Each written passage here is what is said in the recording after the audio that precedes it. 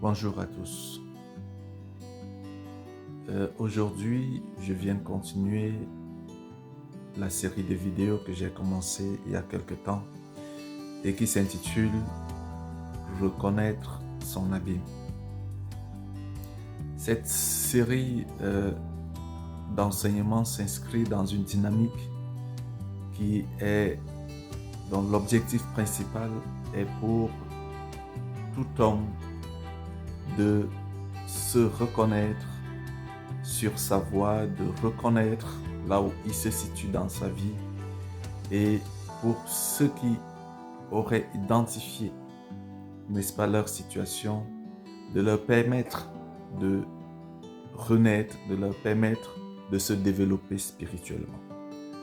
Parce que l'objectif primordial, au-delà de toute chose, lorsque nous sommes ici sur terre, c'est d'être pleinement épanoui sur le plan spirituel. J'insiste là-dessus d'abord. Ensuite, sur le plan mental et psychologique, et enfin sur le plan physique. Parce que lorsque nous aurons quitté ce monde, lorsque nous serons morts, notre corps retourne à la terre. Ce n'est qu'une dépouille, comme le mot français veut si bien le dire. Il va retourner à la terre. Tu es poussière et tu retourneras poussière. Mais il est crucial pour toi, durant ton séjour ici sur terre, de te préparer pour la prochaine étape. Et tu ne peux pas bien te préparer pour la prochaine étape si tu ne te connais pas toi-même. Si tu ne connais pas que tu es une dimension spirituelle d'abord, qu'il y a Dieu qui t'a créé et la seule connexion que tu peux avoir avec lui, c'est à travers l'esprit. Ce matin, je voudrais donc continuer dans cette dynamique que j'ai commencée il y a quelques jours par cet enseignement en me fondant sur ce personnage biblique qu'on appelle Jonas. Je vais faire un bref rappel pour ceux qui n'ont pas encore regardé mes précédents enseignements. Alors, Jonas, c'est un prophète. Il est reconnu par l'Éternel. C'est un Israélite. Il a ses entrées dans la cour du roi. C'est un homme pleinement épanoui. Il est pleinement dans sa mission. Du moins, il croit être dans sa mission. Il croit être dans la volonté de Dieu.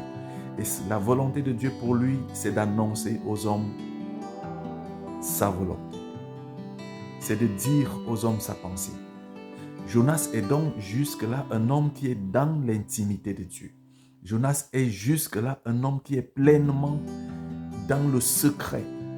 Je ne voudrais pas reprendre ici l'expression reconnue généralement, il est dans le secret de Dieu.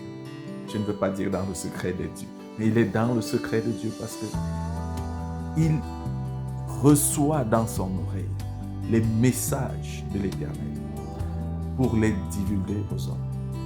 Mais jusque-là, il s'était cru qu'il était pleinement accompli. Jusque-là, il s'était cru que c'était ça la seule dimension de Dieu.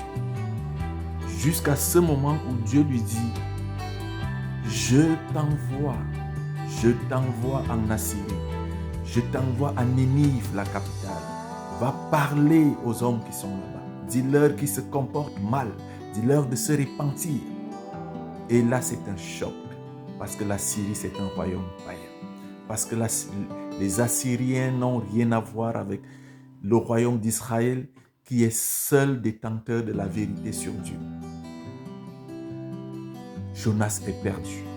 Il décide donc de fuir loin de la face de l'Éternel jusqu'à ce navire dans lequel il monte pour aller à Tarsis. Tarsis, ce serait en Espagne. On est là plus de 6 siècles avant la venue de Jésus-Christ.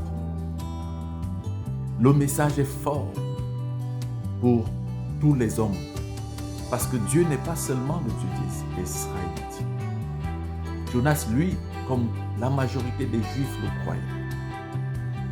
Beaucoup de personnes, ce monde est enfermé dans des religions, dans des croyances terribles où des gens pensent qu'ils détiennent seuls la vérité sur Dieu.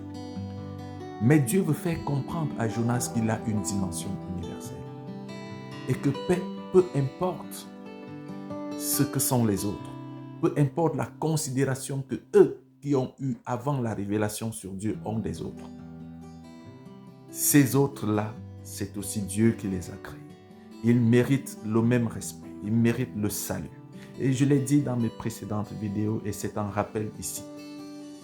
Le peuple juif avait échoué dans sa mission, depuis Abraham avait échoué dans sa mission de faire connaître au monde la révélation de Dieu.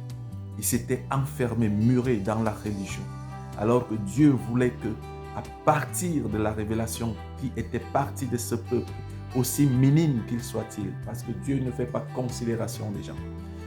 Dieu choisit toujours les choses les plus faibles, les choses les plus petites pour confondre les plus fortes. Dieu voulait que ce petit peuple-là apporte la révélation du salut à l'univers tout entier. Mais nous le voyons avec Jonas. Jonas est perdu, il ne comprend rien. Comment aller prêcher l'évangile à des gens avec qui il ne parle pas, à des gens qui sont prêts à les tuer, à des gens qui sont prêts à les vassaliser, à des gens qui sont prêts à les martyriser, à les torturer? Ces deux royaumes sont constamment en guerre. Mais il est le prophète de l'Éternel. Il doit faire la volonté de l'Éternel. C'est ce que je disais dans mes vidéos passées. Et aujourd'hui, nous allons continuer dans cette même dynamique pour continuer à voir dans l'histoire de Jonas la puissante dimension du Dieu universel. Beaucoup de gens disent que Dieu est une religion. Dieu n'est pas une religion. Dieu est universel. Il est le créateur avec grand C. Il est le créateur de toutes choses. Ce monde ressort de son intelligence.